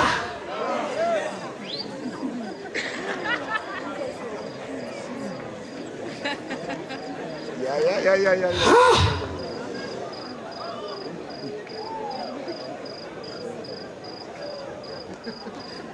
Chii chinokonzera. Alright, gaibotara mazwari ari stubborn pana. Iwewe ndiwe mamwe marudzi ese akanzi naMwari nako kumunda unorima. Inini ndakanzi naMwari gara patemberi. Wakabvumidzwa naMwari mabhinda uko ese. But hande pakunopa Mwari ndo pakufura iwe. Saka kuti chii?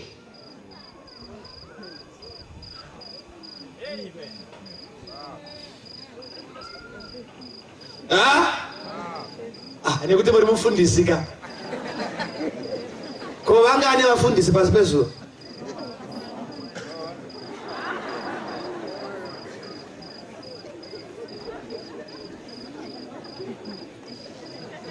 Yeah.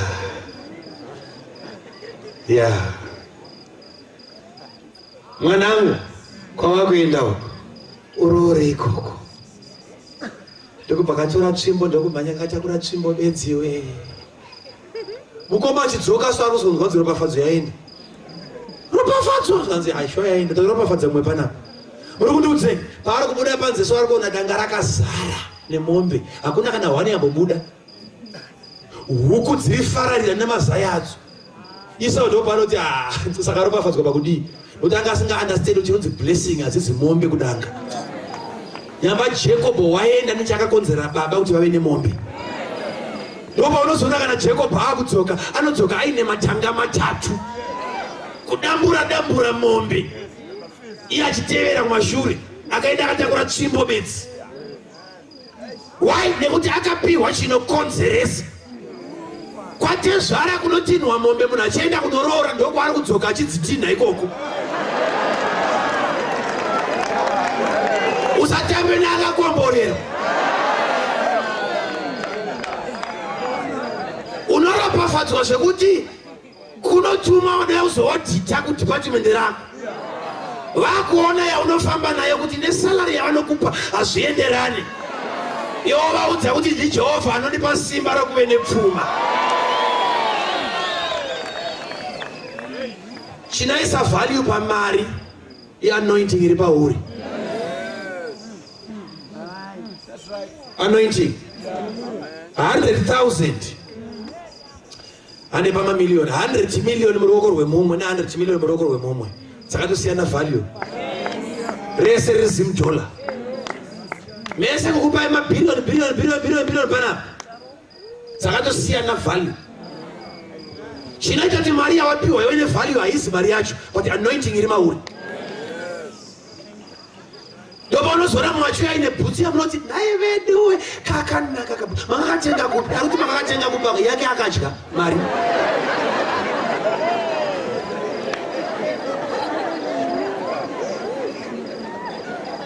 Isu kwedu kumusha kwakamboya vamwe amenoti kaka vanhu rudzi ivavo vakangoya vachida kuti vanhu vasumuke toda kupromota toda kuti muite project yehuchi. Gadzirai mikoko ndokupa vanhu vadzidza kuti mikoko inogadzirwa so mozotora shuga moisa pamusuwa pamodi after madhezi akati mona nyuchi dzaakupinda vanhu vakapiwa shuga tikanoiwa mudzimbo vemusangano uye pavakazodzoka vakadedzera next hakuna akaenda.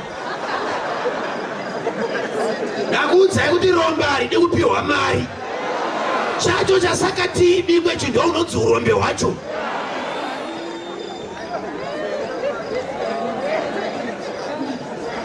Svondo rino tinochiburitsa nezita raJesu.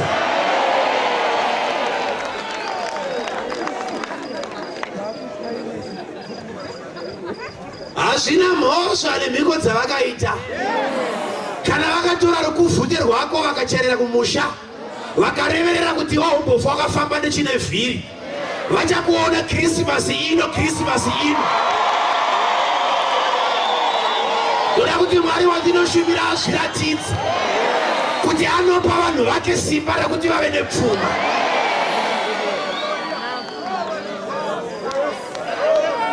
Ndaneta nekushupika ini. Ndakudawo danga rangu.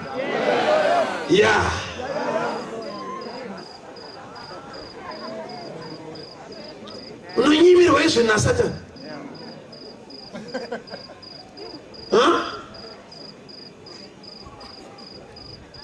Kuti ofa ikandipedzere baba kuti ofa wamboverenga Jesu paakasvika muguta nyika yavaGerasa madhimoni ndopaanoti bvondani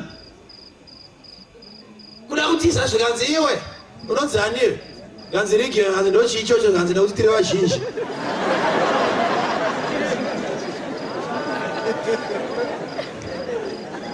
kanzi chiri kuitika ipapa vavakurukurirana dhimoni ndokubva rakumbira zvikanzi ayo haishe mauya nguva yediste yakwana kurati madhimoni anoziva kuti nguva ichakwana handitika zvikanzi nemadhimoni ayo musatitendere kubuda muguta rino ndo request number 1 musatitendere kubuda muguta rino musatidzinge muguta rino kurati madhimoni akatanga kukumbira territory.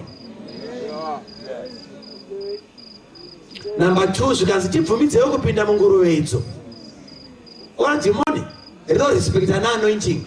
Madhimoni akunyatsodziona nguruve kuti idzo but rinomirira kubvumidzwa. Tibvumidzewo kupinda munguruve idzo but mubvunzo uri kuti koma makambopinda makambobvumidzwa nani? Tibvumidzewo kupinda munguruve zvikanzi endai. Ipapo ndipo pari kunenetsa kuti kana uchiti Mwari akakuvenga nokuda kwenhamo yako iyi waita muvengi waMwari zvokupfuura dhimoni rakakumbira guta iwo unonyimwa nesitendi yese stendi. Dhimoni rakumbira danga renguruve ropiwa naJesu wako.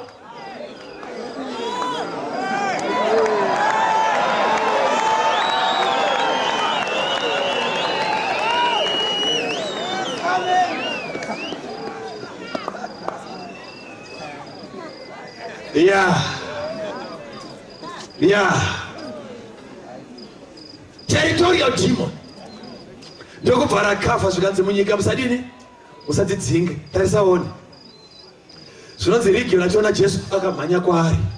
Ndobva azodhilivhwa. Apedza kudhilivhwa. Madhimoni ndobva anzi, ibvai. Ndobva anopinda munguruve. Apinda munguruve, nguruve dzikamhanya kuenda kumvura. Ndobva dzanofa. Nguruve dzafa inoperera ipapo. Aifudza wacho zvinonzi akamhanyawo futi. Akaenda kuguta.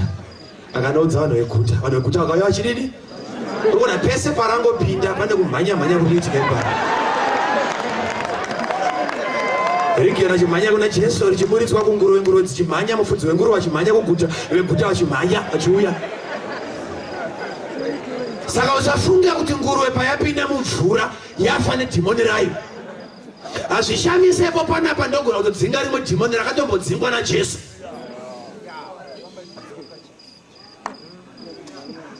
Tine vanhu vari muno vari kuda number 1 deliverance. Number 2 vanofanira kuti vapiwe nhaka yavo. Ndosaka maiona kuti Israeri yaida vafundisi vaviri. Moses anovaburitsa muIjipita.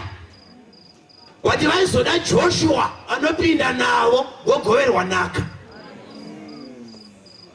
Pastor wedeliverance na pastor wepossession.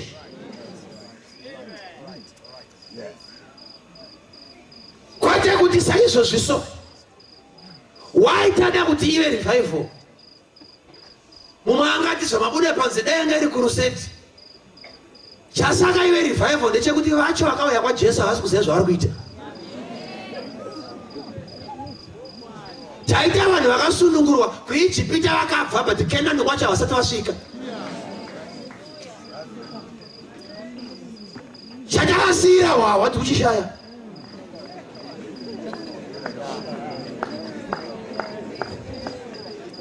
Tikuchishaya. Ndipezene nyaya yakaitika ndine hama dzangu idzi. Iya, vati mufundisi yakumboenda nemi kuIsraeri. Munoparidza zvokuti Jew but hamukuzive handi yekuIsraeri. Tikakuendeswawo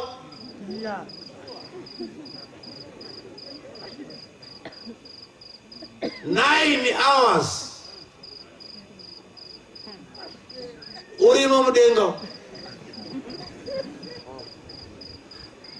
Pasapa uchaziva kuti ndekupi.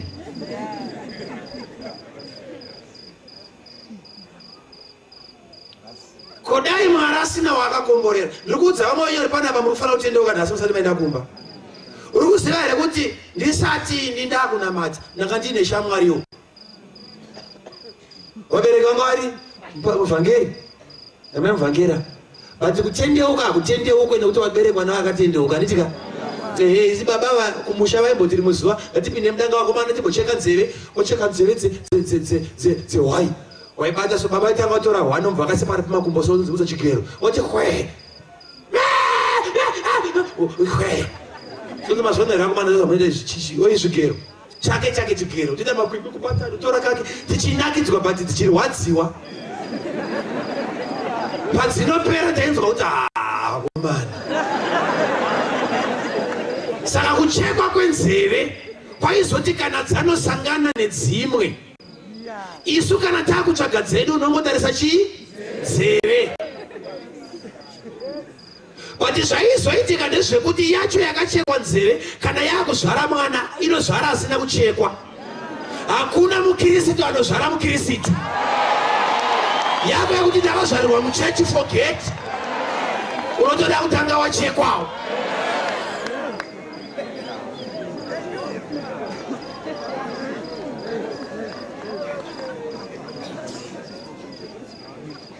Now, takazosvika pane imwe nzvimbo yavakati uyai kuno kumadzimai munofarira zvemafuta anonhuhwira nekuti anonakisa ganda.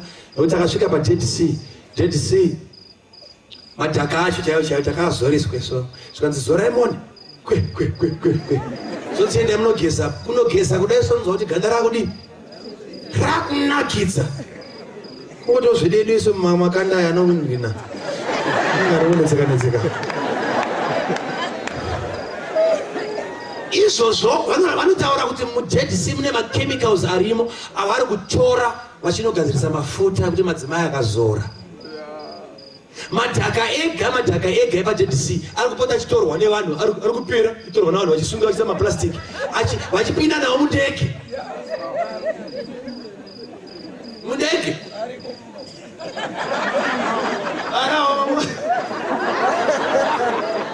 Kuzora benziso dhaka racho. Saka takazopinda pane mafactory iri padhuze nepaJDC. Zvikanzi pindai muno muone magadzirirwo anoitwa achifamba pamaconveyor belt achizoenda kupackaging vachinodiwa chinonyora vachidi. Kuti vakatanga vatite vakati zvoni pindai murumu umo. Ndikati ndokunotengeserwa dzaiwa pindai imomo. Ndobva tapinda vakagara pamachairs. Pandaona paka paine firimu raitoplayiwa. Saka firimu iri paishambadzwa mafuta nekutora kwavanoita zvinhu mumvura vachigadzira mafuta aye vachiburitsa vasikana vanenge vachizora mafuta aye nekudini vapedza vanobva vadzima vakati zvefirimu zvapera izvi kwakuya mumwe anokutsanangurirai live. Ndikaona kamusikana kadi zvako ndokubva kapinda kakabata gama remafuta ndokubva kakutanga kutaura nezvemafuta nezvaakanakira nemitengo. But pese paaitaura apa ana amai vaiteerera but ini ndaiona. Ndobva ndatanga kupiwa vhangeri ndakagara pasi. Vhangeri yandakapiwa ndeyekuti chandakatanga kuita pamusikana uyu ndakatanga kutarisa ganda rake. Ndokubva ndatanga kupiwa vhangeri yekuti kana maakuda kushambadza mafuta regedzai kutumidzira ane Shona. Ini ndoda kuona paakamboshanda. Ndozoti adzimai tengai. Kana paita Shona pamafuta hatengwe. Izvozvo varume ndozviri kukonzera kuti vaedheni vasade kunamata. Vacho vakatendeuka. Vakachenuruka. Product yavo haisi kutengeka. Vanoti dai Jesu wenyu atanga apedza nemi. Isu tinouyawo kuchechi kwenyu. Vhangeri yaunoparidza so yakanaka zvekuti vese kubasa kwako ungadai vapera kutendeuka but Shona.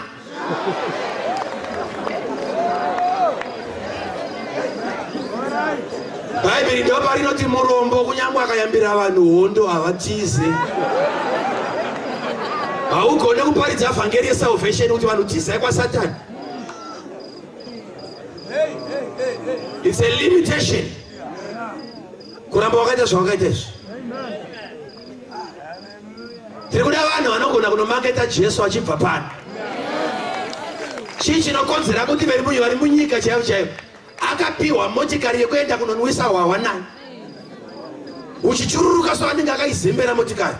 Anonwa akadzikama achiziva kuti ere kusvika na2 dzeusiku kumba ndinoenda. But vanouya kuzonamata vanouya vachiuraya masvosve chifamba netsoka. Toda kuziva kuti muri kurasika papi pacho. Pari kushota gospel kumurombo but madonation ndo ari kuwana.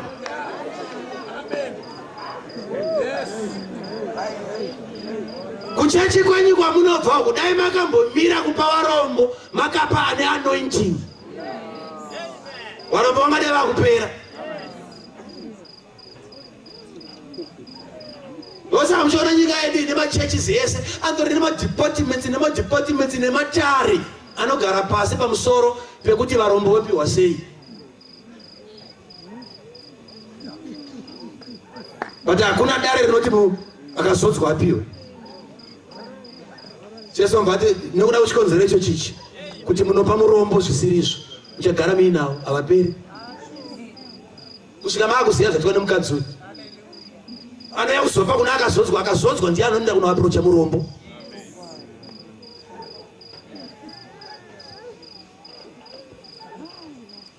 Pana ari kuda kuropafadzwa pana?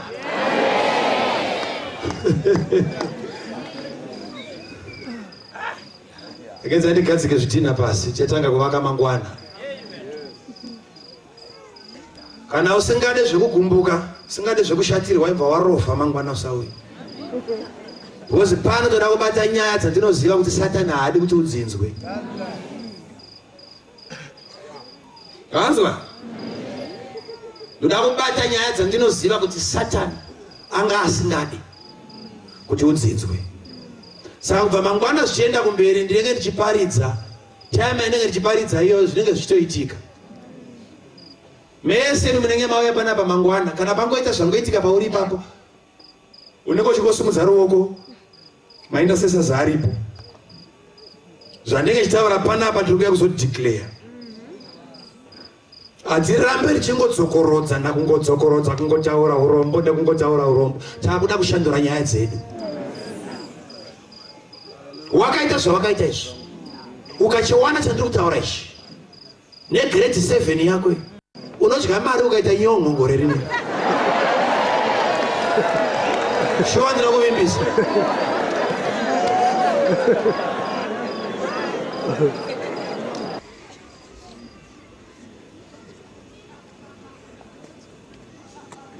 Yeah. Panapa zvichidawo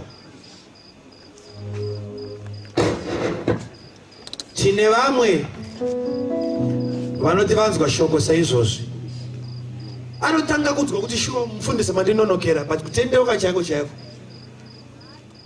hauna. Sarudzo iyoyo inokosha. Ndiri kuda kuti uregedze kubuda uchienda izvozvi. Ndinoda kuti uite sarudzo iyi kuti zvese zviri kurehwa panapa zvitange kuitika kumba kwako. There is a condition. Uregedze kuda mapiritsi uchivenga chiremba wacho. Chitanga ushamwari naiye wacho anopa simba rokupfuma. Manero ano ndiri kuda varuti mufundisi ini kunamata ndakutoda zvekunamata ini handigone kudzokera nhasi ndisina kutendeuka. Vari kuti mangwana ndozotendeuka mangwana avo makasununguka but mangwana harizi rako ndirawapiwa nhasi. Ndiri kudara kuti mufundisi ndakagamuchira Jesu ndoda kutendeuka usumudze maoko ako ndangokunamatira kuti uve bande rezvinhu zvataurwa pano izvi. Sumudza maoko ako ndofanira maoko akawanda ndiri kuona. Sumudza maoko ako. Sumudza maoko ako. Mufundisi ndoda kutendeuka. Tati ime makasumudza maoko enyu ndinokumbirawo kuti muchibatsirwa nema-ushers ne-security fambai muye kuno kumberi mungomira pano tingonamata nemi nguva diki diki tikuregedze zvenyu muende kumba. Ndinokurudzira vazhinji vari kufamba kuti kazhinji zvimwe zvinhu zvinosara zvichiitika waenda usafuratire nguva yakaita seino. Fambai muye kuno ngatiomberere maoko. Right. Ini somufundisi ndinonzwisisa uye Mwari akandipa a spiritual eye ndinogona kuona mweya tsvina. Ndinorwadziwa kuti panyaya yakadai ndinoona asina kutendeuka achibuda pagedhi achienda. Vazhinji vacho haisi decision yavo but pane mweya iri kutovadzinga. Kunotori nemweya isiri kuda kuti upukunyuke padhimoni renhamo iyi. Kurumbidza dzoka ugamuchire Jesu. Ngatiomberere maoko vari kuuya. Ngatiomberere maoko vari kuuya. Vari kuuya.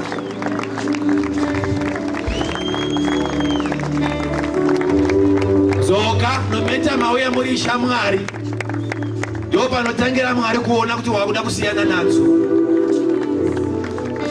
Regedzai kuramba muchipigana musina mari. Dzoka. Siya vaende.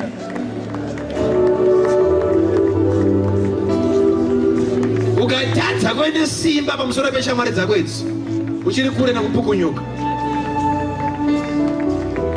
Furatira uye kuno. Vari kungouya isingatikuombera ibedzi vari kungouya.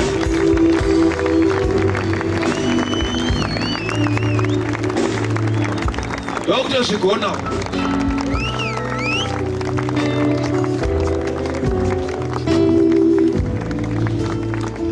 Vamwe vanongofunga kuti kana wakunamata promise iripo bedzi kudenga. Akawandisa mapromises. Ndo first stage.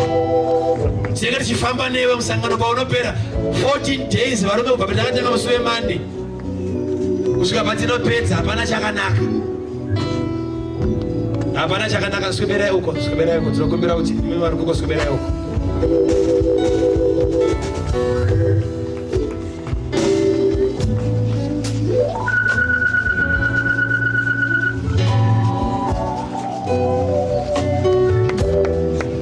Now, zvamurikuona zviri kuitika izvi ndo inonzi the greatest miracle. Mimwe minana yese chero Lazaro akamutswa kuvakafa kwati nhasi haako. Ati munana uyu ndo unogara nekusingaperi. Ukaona waluza uyu, mimwe yese don't qualify. All right. Ngatisumudze maoko edu, kereke yose ngatisumudze maoko edu. Ndihama dzedu dziri pana idzi ngatisumudze maoko.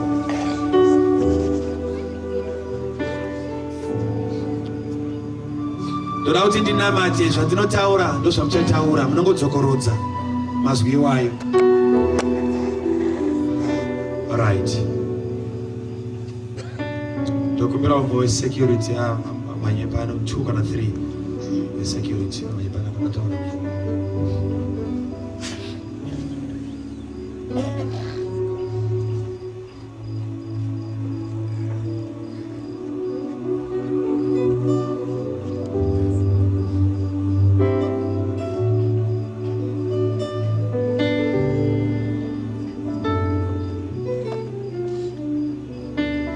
Okay. Iti muzita raJesu. Manero ano ndakugamuchirai. Chipinda mumwoyo mangu. Chivai Ishe namambo weupenyu hwangu. Kudarika kwangu zvivi zvangu ngandiregererwe. Chindishambai neropa renyu. Chinyoraiwo zita rangu mubhuku yeupenyu. Ndakugamuchirai manero ano muzita raJesu. Amen. Ngati muvaombererai vana rabai makamira ipapo. Rabai makamira ipapo. Right. Toda kuti vesecurity vachakutungamirirai neveasharing. Uchabuda nepapa. Uchienda pane desk rimomo mushedhumo. Saka muchanonyorwa mazita enyu imomo nekwamunogara. Hazvina kuperera pano. Isatizi vaenzi vabva kuAmerica. Tatohama tiri vagari vemuno. Saka toda kuziva kuti unombonzani uye unogarepi. Saka toda kuti iko zvino muchitungamiriri waregedzai kupushana nekuti pane vari kuita basa ravo vari papa. Saka munofamba makaita mutsara umwe chete muchibuda zvenyu kutangana ari pamberi vatifambei saizvozvo. Ndokumbirawo kuti uregedze kuti kiu yareba nozonyoresa mangwana ibva wanyoresa nhasi. Ngatiregedze kutsitsirirana. Haiti laini rimwe chete tichifamba zvakanaka. Tatsitsirirana.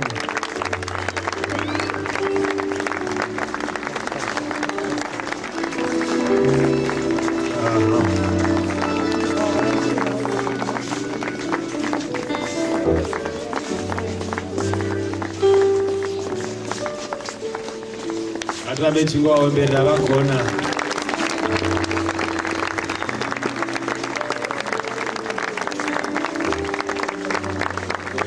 Imimese imimi muri kutendeuka musi weSunday yokupedzisira kwerevival tichikubhabhatidza imese yochibhabhatidzwa umo pano futi